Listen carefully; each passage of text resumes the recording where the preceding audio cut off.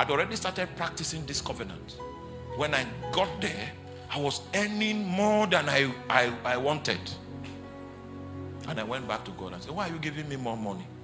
Then the Lord, most of you don't understand spiritual wisdom. Suddenly, you used to make 150,000 US dollars in a year. And suddenly the thing moved to 500,000. And then you just came and say, hallelujah, hallelujah, hallelujah, amen, amen. No. I went back to God.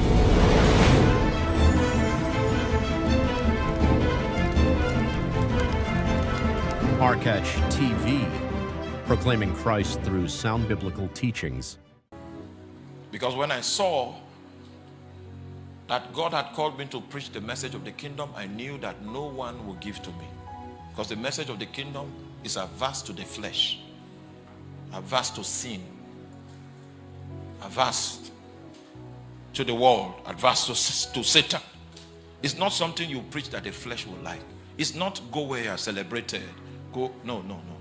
My message is the kingdom.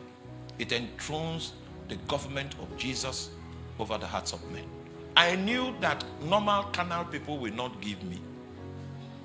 So having understood that, I went and studied what I'm teaching you today. How God deals with poverty. Because the description of my situation was poverty.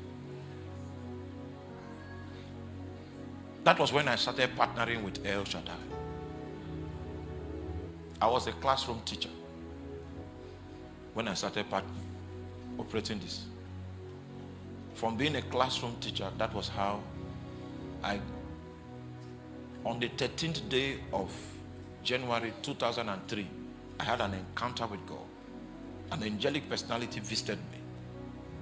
In that encounter, the angel read out this from a script, that you will be given a job and you will invest in many destinies and a great network will be formed.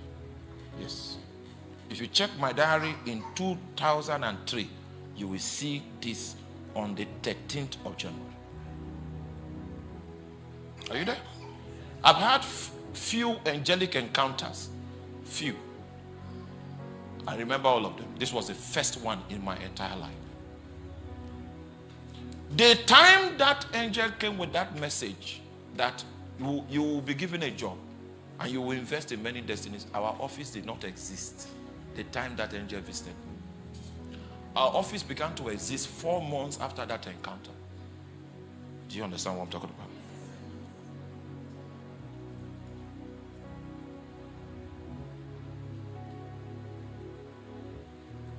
And that's how I gained employment into the oil industry. I went back to God to ask, why are you giving me more money? Then he told me specifically what he wanted me to do.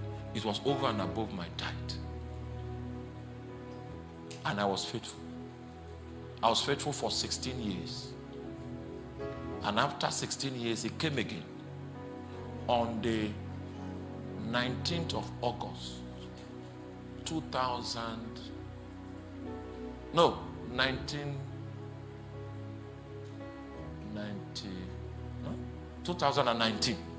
On the 19th of August 2019, he encountered me. That was when he began to talk about my resignation. But he spoke in parables. I told him, I don't understand what you're saying. And because I don't understand, I'm not acting. If you don't understand, if there's no clarity, don't claim you know what you heard. You will put yourself in a place where Jehovah himself will deny you. So I don't understand this. You know, it took 1 year of prayer, took 1 year of fasting. In fact, one day I went into the hotel for 3 days, praying. He did not answer. Then I took my bag and said, you know you are strong. I'm going back to work. So I had to travel to go back to Abuja to fly to my office. As I was in transit to hit Abuja, he now came into the car. His presence came. It's not as if I saw him. So I've seen him, I think, 3 times. Yes, I've seen him 3 times. All right, so He came into, but I know his presence, you know. Even now, if we start praying, I know his presence. And I know his voice. That one is every day. His presence, his voice, I know it. I walk with that every day. Are you there? Yes. He came into the car and then he said to me, he said, when will your passport expire? He said, my passport will expire on the 28th of September 2020. He said, your job also expires that day. So you see, this is clear now. Your job expires that day. And that was why on the 5th of October, I tendered my resignation 2 weeks to the exam that will make me a manager. And people that know that I preach said the demons I used to cast off from the crusade were the ones that manipulated me to make this history.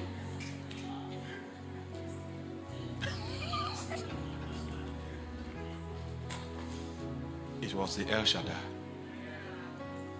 I was obeying the principles. And when I came out of the industry, God blessed me 5 times more than when I was in the industry.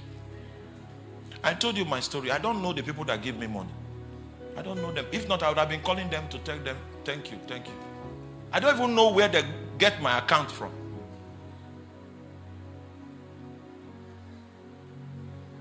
I sleep and wake up before I know millions have entered into their account. Then I go to El Shaddai. Why are you giving me money? That's it, my discussion with him. It has continued. He said, this one is suffering. Can you? This widow, adopt her. Let her never cry. This one and that one.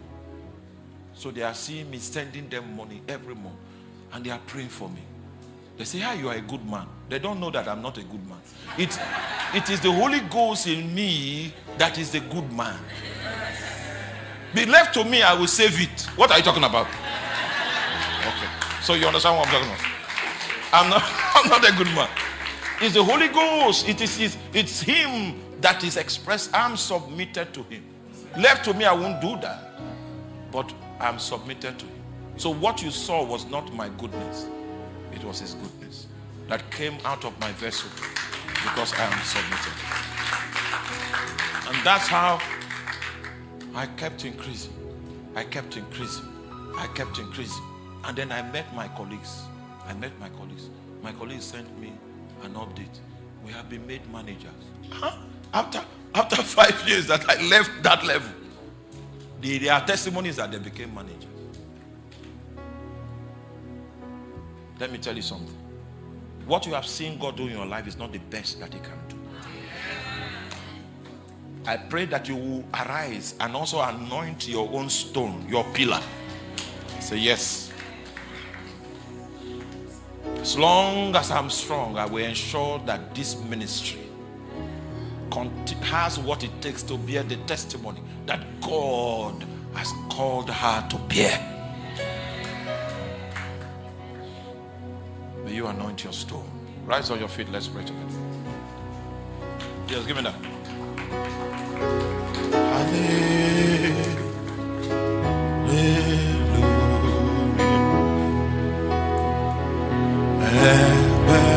Ebenezer, you're my Father. Singing hallelujah, hallelujah.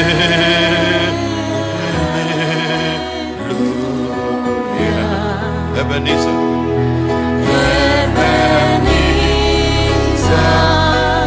You're my Father. You're my Father. Singing hallelujah, hallelujah.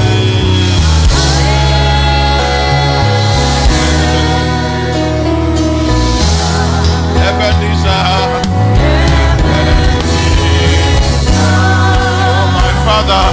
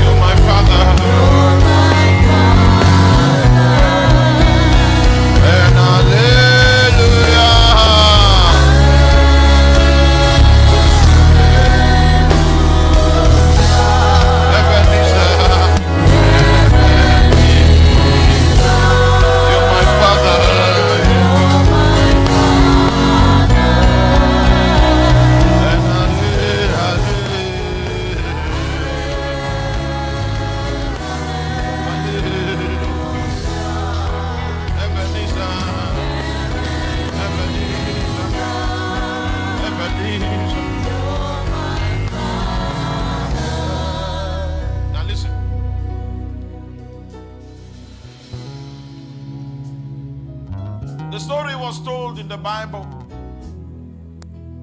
about a certain righteous man that labored under the ministry of Elisha. And the man died. And because of the gravity of the debt he had accumulated, the creditors came and took his children. Are you there? So it is possible for a man to be righteous and poor because the person refuses to implement the principles that God put in place to deal with the demon called poverty. Are you there? There was nothing wrong with their righteousness. But if you ignore the principles that God has put in place to deal with that, you will still be righteous and poor. You will be holy and hollow. First, we want to repent.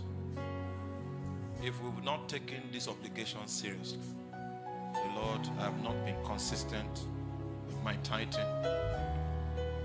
Whenever they talk about sacrificial giving for the church, I'm always rationalizing and saying, Pastor wants money. Can we repent and say, Lord, I want to walk with you in these principles that you have stipulated, so that my life will break free from the limitations that have kept men in bondage. Make that your prayer in a moment of time. Make it your prayer. Make it your prayer. God is saying through this conference, I want to usher you into the limitless dimension. This is what it takes. In hallelujah.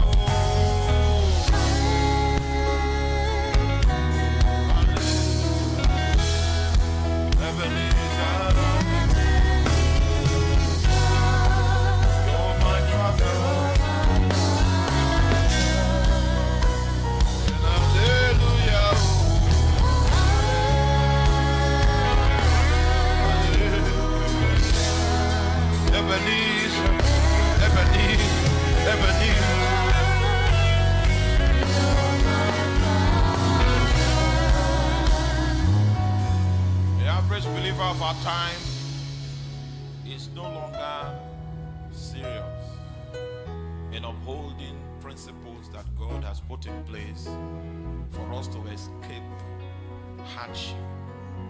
But today we realign ourselves. Father, in the name of Jesus, I have spoken as you have commanded, and your people have responded. And so we ask that in the next 12 months, cause a little one to become 1,000, cause a small one to become a strong nation. In the name of Jesus, enlarge our coast and be gracious unto us, O God, in the name of Jesus.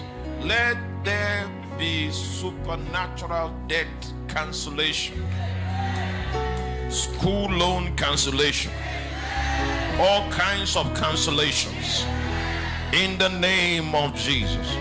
By all means, manifest your fullness to us as the El Shaddai. Put your hands together for Jesus.